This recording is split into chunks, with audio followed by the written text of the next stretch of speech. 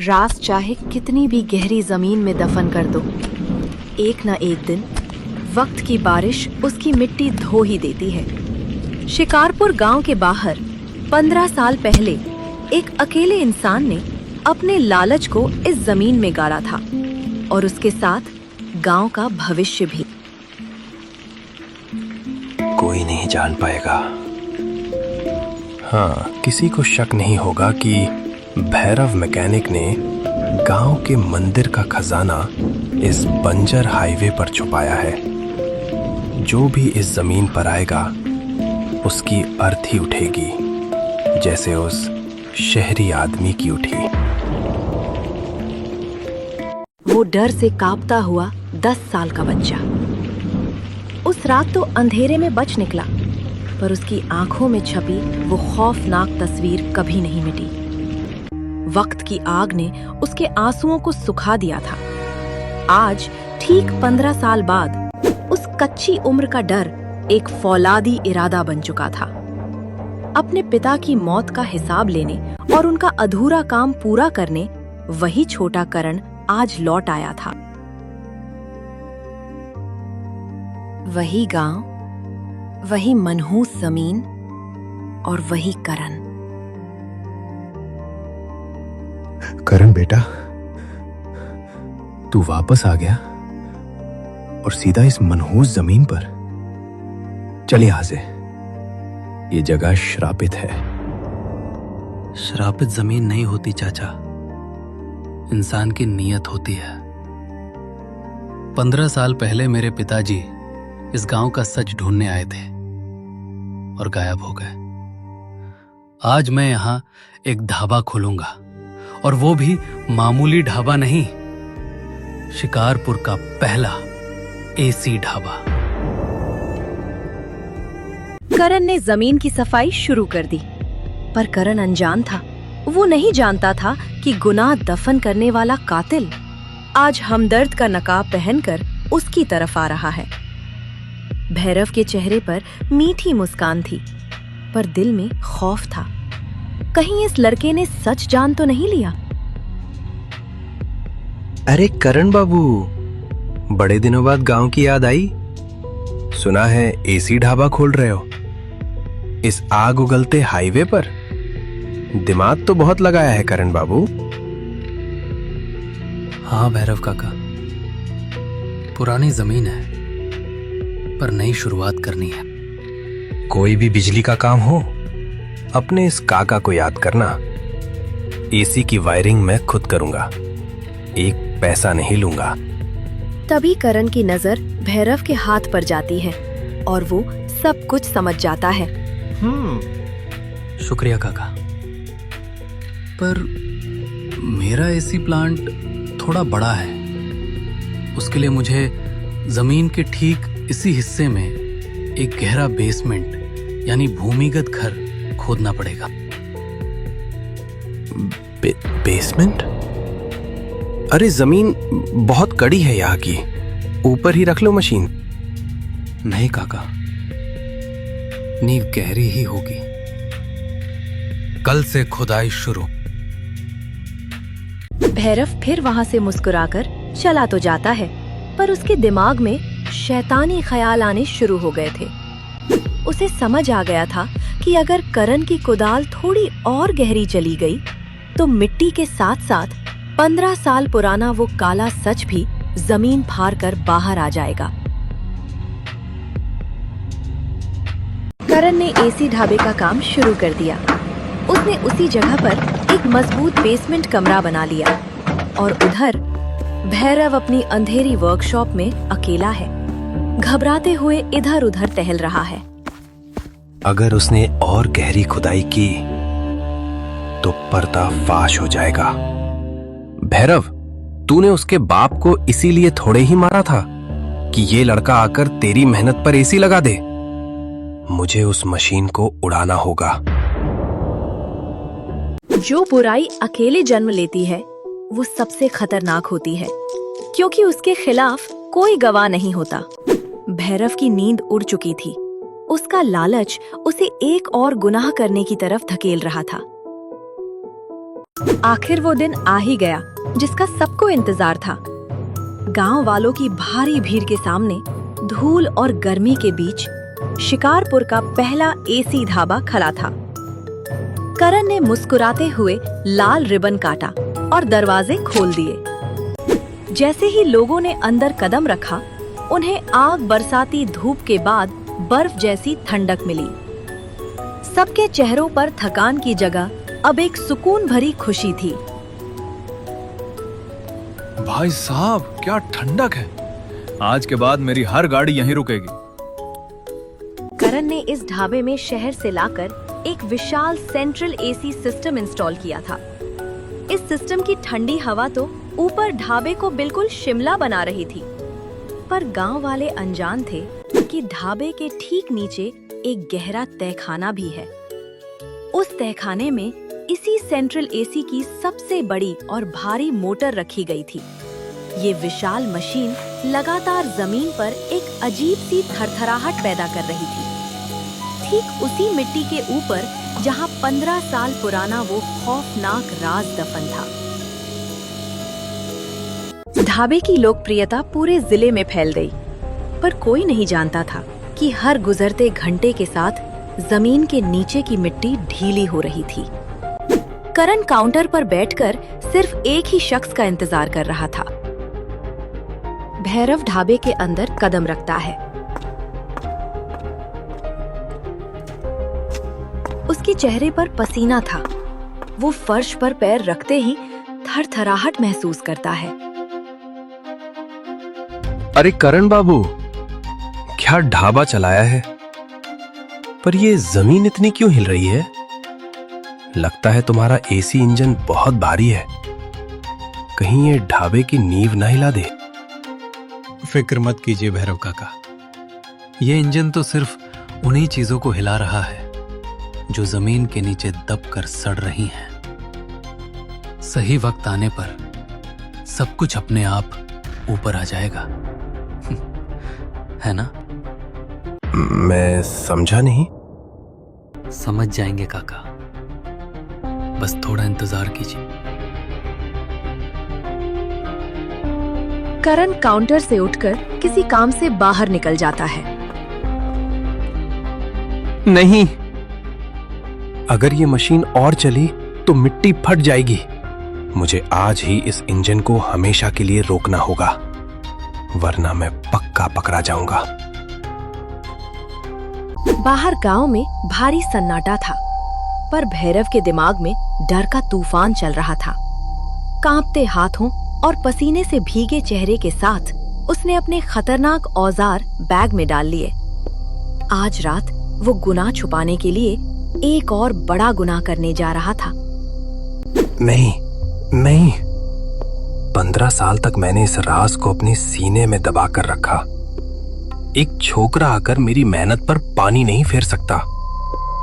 अगर जमीन फटी तो पुलिस सबसे पहले उस शहरी की लाश निकालेगी और फिर मेरे हाथों में हथकड़ी लगेगी। तूने उसके बाप को मारा था भैरव। जरूरत पड़ी तो इस एसी के धुएं में इस लड़के को भी सुला देना। कोई गवाह नहीं बचेगा। जब लालच इंसान के दिमाग पर हावी होता है तो वो उसे अंधा कर देता है। भैरव को लग रहा था कि वो अपने गुनाह छुपाने जा रहा है, पर दरअसल वो खुद अपने मौत के कुएं में उतरने की तैयारी कर रहा था। और उधर ढाबे के अंदर अंधेरा और बिल्कुल शांति थी।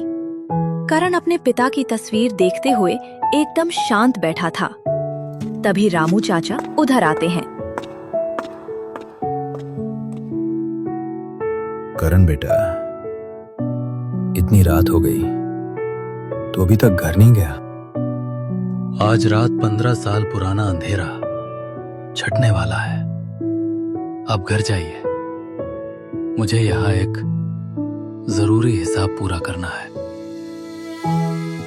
हिसाब? बेटा, तेरी बातें मुझे डरा रही हैं। आज दिन में उस भैरव की आंखों में मुझे शैतान दिख रहा था। तू यहाँ अकेले ठीक तो रहेगा ना? जब शिकारी खुद अंधे कुएं में कूदने की तैयारी कर रहा हो चाचा, तो डर शिकार को नहीं होना चाहिए। आप बेफिक्र होकर आराम कीजिए। कल की सुबह इस गांव के लिए नई धूप लाएगी। रामू चाचा थोड़ा परेशान होते हैं, पर करण की आंखों में एक अजीब सा विश्वास देखकर हामी भरते हैं और वहां से चले जाते हैं। पिताजी, आपने कहा था ना कि सच की आवाज दबाई जा सकती है, पर मिटाई नहीं जा सकती। आज रात आपके कातिल की आवाज इस धरती के ठीक नीचे हमेशा के लिए दब जाएगी। शिकार खुद जाल में फंसने आ रहा है। भैरव अकेले ढाबे के पीछे की तरफ दबे पांव बढ़ता है। उसके हाथ में औजारों से भरा बैग और एक इलेक्ट्रिक टाइमर डिवाइस था। चारों तरफ सन्नाटा था और भैरव चुपके से तहखाने की तरफ उतर गया। नीचे अंधेरे बेसमेंट में विशाल एसी कंप्रेसर लगातार गरज रहा था। भैरव ने अपने बैग से एक टाइम बम निकाला और उसे मेन पावर लाइन के पास फिट कर दिया। आज वो पूरे ढाबे को उड़ाकर अपने गुनाह का हर सबूत मिटा देना चाहता था। तेरा ढाबा और तेरा घमंड दोनों इस मिट्टी में मिल जाएंगे करण। बस थोड़ी देर में ये बम फट जाएगा।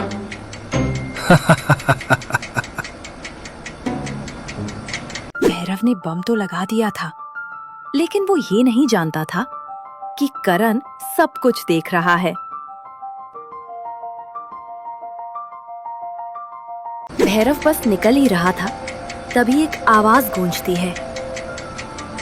आपको सच में लगता है काका कि आप मेरे ही ढाबे में आकर मेरी ही जमीन के नीचे बम लगाएंगे तो मुझे पता नहीं चलेगा? भैरव एकदम घबरा जाता है। वो देखता है कि ऊपर बेसमेंट की सीढ़ियों पर करण खड़ा था। करण, तुझे यहां नहीं आना चाहिए था। अब तू भी मेरे हाथों मरेगा। मौत तो आज यहां जरूर होगी काका, पर मेरी नहीं। आपके उस 15 साल पुराने झूठ की। आपने मेरे पिताजी को ठीक इसी जगह दफन किया था ना? मुझे बहुत पहले से ही यह राज पता था। मुझे बस सबूत चाहिए था। भैरव का चेहरा डर के मारे सफेद पड़ गया। उसे समझ नहीं आ रहा था कि इस छोकरे को सच कैसे पता चला। उसने गुस्से में अपनी जेब से एक चाकू निकाल लिया। हाँ, मैंने ही मारा था तेरे बाप को। खजाना चुराते वक्त उसने मुझे देख लिया था, इसलिए तेरे बाप और खजाने दोनों को यहीं गाड़ दिया, और अब तुझे भी यहीं गाड़ दूंगा। जैसे ही भैरव आगे बढ़ा, करण ऊपर भाग गया और बेसमेंट का भारी लोहे का दरवाजा बंद कर दिया। करण ठीक वक्त पर बाहर निकल गया और भैरव उस अंधेरे तहखाने में बिल्कुल अकेला फंस गया। उसके ठीक सामने बम का टाइमर चल रहा था और कुछ ही देर में वो फटने वाला था। करण, दरवाजा खोल, बम फटने वाला है, हम दोनों मर जाएंगे।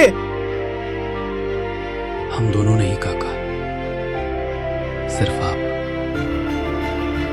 इस बेसमेंट की दीवारें और यह दरवाजा पूरी तरह बम प्रूफ और साउंड प्रूफ बनाए हैं मैंने। ऊपर ढाबे को एक खरोंच भी नहीं आएगी। अब आपके पास थोड़ा ही समय बाकी है और फिर होगा बूम। भैरव के पैरों तले जमीन खिसक गई। वो समझ गया कि शिकारी खुद अपने जाल में फंस चुका है। वो पागलों जैसी हरकतें करने लगा। करण बेटा, मुझे बचा ले, मैं अपनी सारी गलती मानता हूं। वो चोरी का खजाना इसी मोटर के ठीक नीचे गाड़ा है मैंने। मैं पुलिस को सब सच बता दूंगा। मुझे बाहर निकाल दे।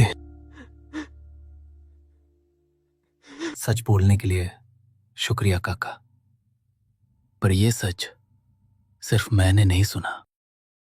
बाहर ढाबे के सामने गांव की पुलिस और पूरा गांव खड़ा था। ढाबे के बड़े स्पीकर्स पर भैरव का सारा गुनाह लाइव चल रहा था। सबने सच सुन लिया था।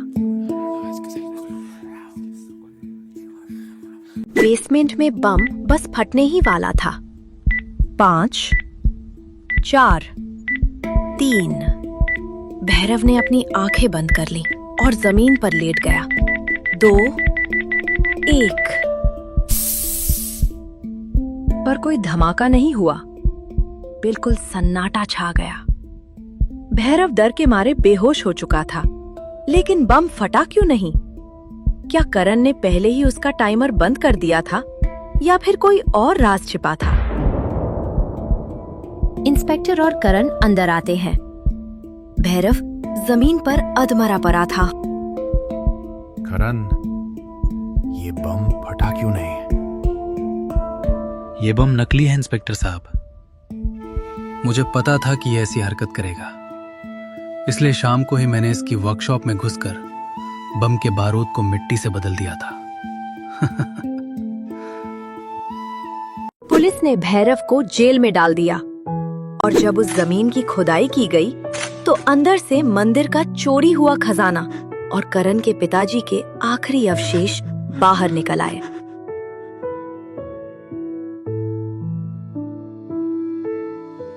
अगले दिन करण ने नम आंखों और पूरे सम्मान के साथ अपने पिताजी का अंतिम संस्कार किया। उसका मकसद अब पूरा हो चुका था। आज शिकारपुर का एसी ढाबा सिर्फ जिले का सबसे मशहूर ढाबा नहीं है, बल्कि गांव वालों के लिए एक मिसाल है। यहाँ आने वालों को सिर्फ सुकून भरी ठंडी हवा ही नहीं मिलती, बल्कि बुराई से लड़ने की ताकत भी मिलती है।